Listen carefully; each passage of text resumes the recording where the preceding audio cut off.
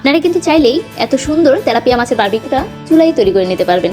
আর সেই জন্য আমি এখানে মশলা দিচ্ছি। এখানে 1 চামচ চিনি, 1.5 চামচের মতো লাল গুঁড়ামরিচ দিয়ে নিয়েছি, স্বাদ মতো লবণ, আর দিয়ে নিয়েছি 1 চামচের মতো লেবুর রস, 2 চামচ দিচ্ছি আমি সরিষা তেল, এখানে আছে আদা বাটা, রসুন বাটা, আর এখানে আমি বারবিকিউ মশলাটা দিয়েছি। এখন দিয়ে দিলাম আমি টমেটো সস। এগুলোকে ভালোভাবে মিক্স করে নিতে হবে, প্রায় 2-3 মিনিট এভাবে মিক্স করে নেব।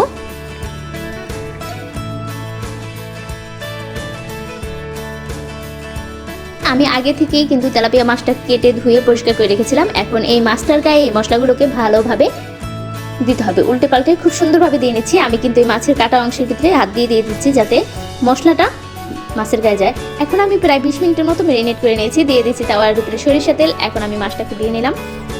দেখতেই পাচ্ছেন মাছটা কিন্তু আমি দিয়ে দিয়েছি সরিষা তেল দিয়ে ভাজবো।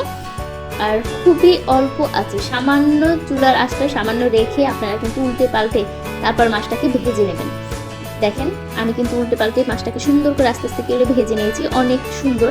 আপনারাও কিন্তু চাইলে তেলাপিয়া মাছের এই সুন্দর বারবিকিউটাও তৈরি করে নিতে পারবেন ঘরে বসেই।